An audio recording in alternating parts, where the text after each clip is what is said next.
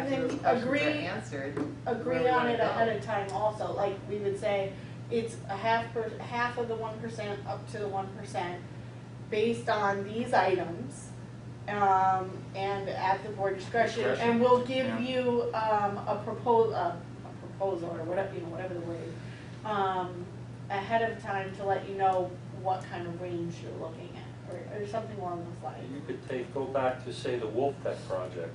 Well, it's means and method there. Their business is changing all the time. So Okay. maybe it becomes more mechanically based than Stop, Bruce. actual, You can. employees. And So it becomes on the market share on that too. Do you have the people that have the skills and ability to do that job? Maybe that's why.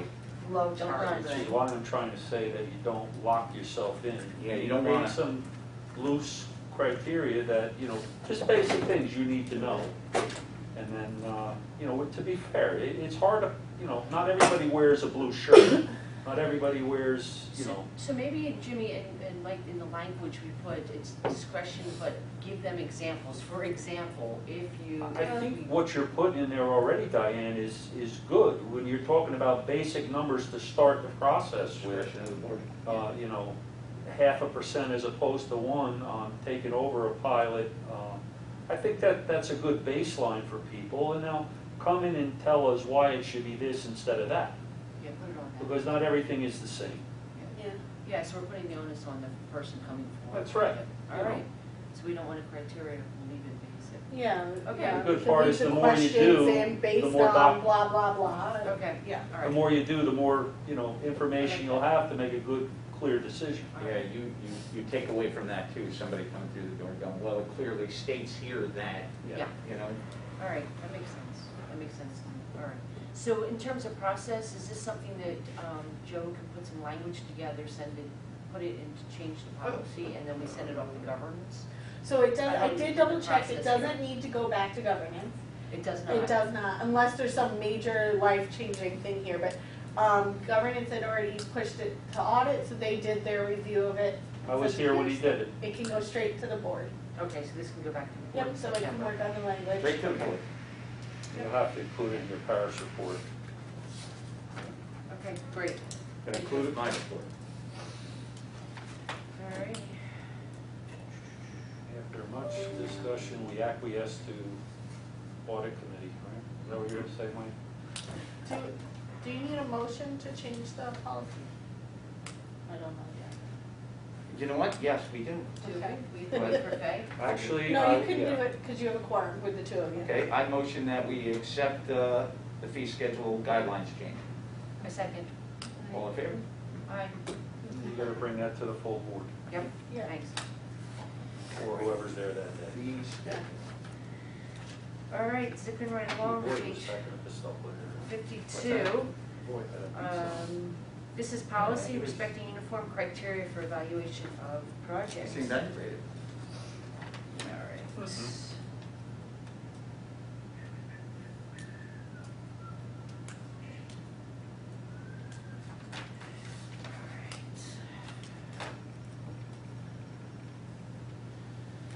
All right, so one of the things that I wanted to talk about specifically, and I don't know if there was anything in governance that came back that you wanted us to pay particular attention to, Mike, but uniform criteria, if there's anything, we have a laundry list of things here that is a general uniform criteria that apply to all categories of eligible projects.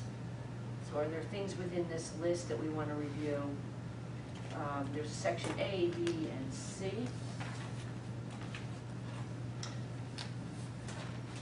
Is there anything in particular, Rose, either for you in these that you thought you paying attention to? I didn't see anything that I thought needed to be changed. No, we kicked this all around everywhere so far, right? Yeah. Yeah, we just, because of the nature of it, was the only reason this one came back to audit. Do what, I'm sorry? Just the nature of it, because it's the criteria for evaluating projects. So every it's- year we go through this to make sure that the policies. Yeah, so Okay. we usually re-vote on these every January, and we just governance had thought it was a good idea to go through all of our policies, because some of them do need updating. And then this one, just because of what was in it, it was just thought that maybe it should be looked at by audit, but they didn't have any real issues with it.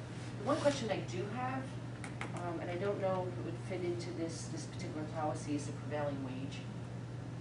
You know- Right, so we talked a lot about that, so I don't know if that's something that would be part of our evaluation criteria. So it's 2022, I think, is the state law, right?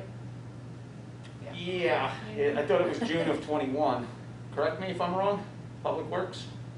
2021, but the governor could still walk that down the street. They- Okay, so June of 2021 is when that. Right, the only thing we did here was get with Economic Development, the Committee for Economic Development at that time. They did put it through the legislature, all right, about prevailing wage. And now the determination was coming back to us, right? How they didn't specifically say, this is how it is moving ahead, but they turned around, they agreed that, you know, it was taxpayer money, Yeah, therefore. if there's 30% of a project is being paid for with taxpayer funding, tax credits, IDA, then it would kick in the prevailing wage. Except there were certain things that are carved out of that per the Well, state yes, as legislation, per like- what the governor has right Right. now. Right, So there's a list of that was out there attached to that bill, right. okay? Diane brings up a good point, is, we're gonna have to have a board discussion on this. I mean, Follow the law. There's Yeah, still, so that's what it's gonna come down to, is following the law. when we sat through. But, you know, I had some people come to me and they go, well, what about something, I won't say who. Someone said to me, well, what do you do if the barber shop comes and he only needs $30,000 or $50,000 and it's got to be prevailing wage? I go, first of all, the barber shop shouldn't be coming to us. You know, Yeah. it was an easy answer, you know what I mean? But there will be some complex ones coming down the line. There's actually, it's dollar amount, and I think the job has to be over X amount, but not all the guidance was out yet. When we sat through the continuing ed, it was like, there's a bunch of holes and question marks, Yeah. so there's nothing we could really You know do what that's called? until they Wiggle finalize room. it. What? Gray area. Wiggle room. Yeah. So do we leave until there's more certainty around this? I think Jimmy makes a good point. We follow the law. We follow the law at this point, you know? Yeah, Here's so what I there would isn't, suggest there isn't a you lot do, right now. and there's Is not- you seek answers from the state comptroller's office, your friend Matt Martini, and say, look, we would appreciate if you or Elliot or someone could come down here and you know, explain this so, you know, we have a working model. Because we don't want to make a mistake, we want to get it right the first time. Correct. Yeah, the Economic Development Council had a whole class on this, and it was, they went through most of it, actually Loki Brill did most of the class, there were a few other advisors on it. What happened with that letter you sent to the other people? Which one? Amthor? They, Not Amcor, the advertising firm. we don't know yet. So go ahead, Rose. Ellen Bogan. Oh. Nothing yet?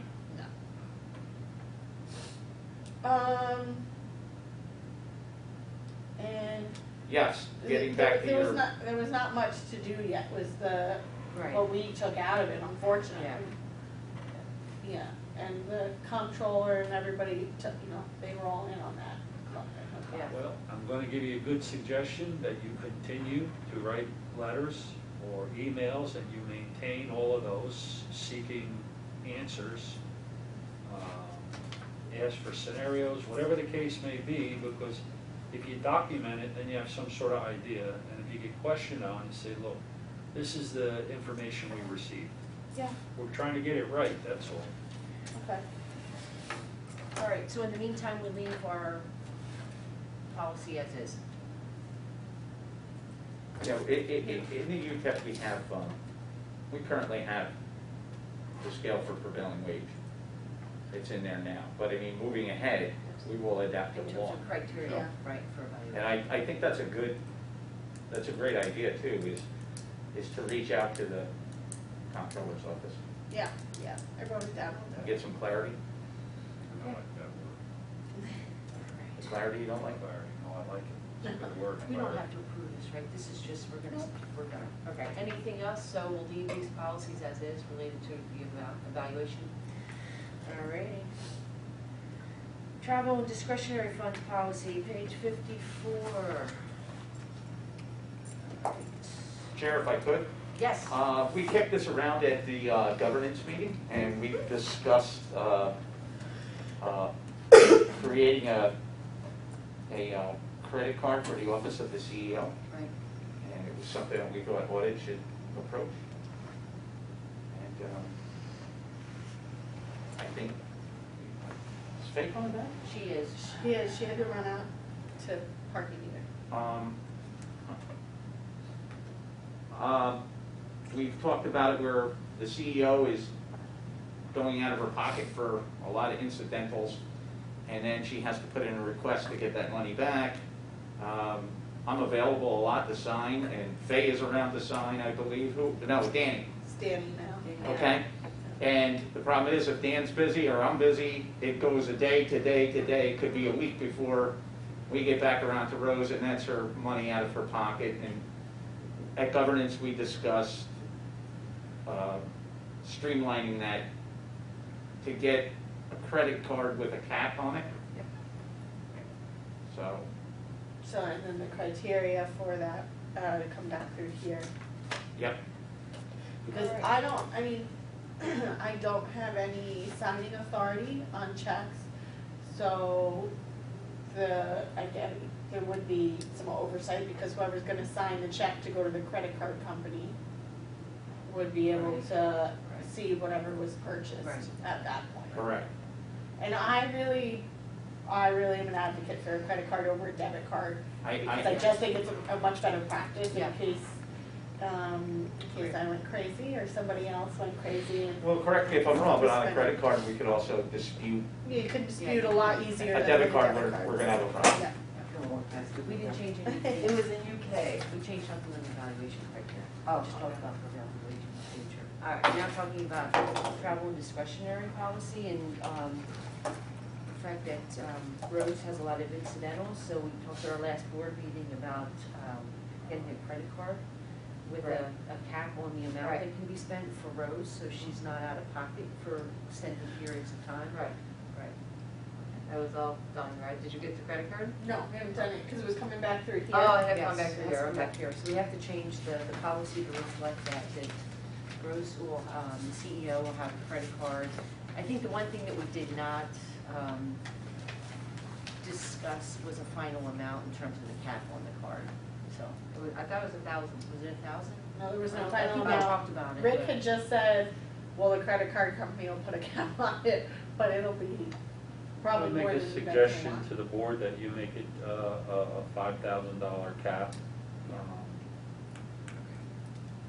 I know that's an arbitrary number, don't ask me how I came up with it, but Your arbitrary number would be our yeah, arbitrary. I believe in the CEO and I think we're fine there. Yeah. Yeah, and then anything that was over 2,500, the whole credit card, although that could create a problem though too, right? The whole credit card bill would have to be approved at the board meeting. Because it's over that amount, so we need board approval on the payment. Yeah, can you send out an email for the board approval on a bill though? Yes, right? Yeah, we've done that before with Yeah. Joe. Yeah, Yes, we You have. don't need like or Joe Scott, you don't need Right. at a meeting, right? Yep. right, okay. So Okay. we're I okay just didn't there. wanna have the payment due and then be waiting on a board meeting. Right, okay. You know, kind of. So we need a motion on this, Brady, to pass this Yeah, so you just wanna add in a credit card. CEO with the limit of $5,000. Yes. Chair, I motion that we approve the credit card for the CEO.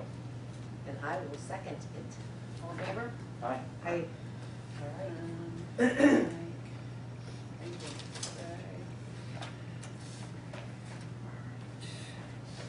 background check. All right, I was going to end here, our meeting, unless there was any specific policies that were pressing that had come out of governance to come back to audit. You know, one I did want to touch on, and I don't want to go out of what you have on your No, plan. it's okay. But the procurement policy, Yes. and I think my itch that I can't scratch is it brings us back to Ellen Bogan. And I read the procurement policy, and I believe in that policy, there should be a breach of contract clause.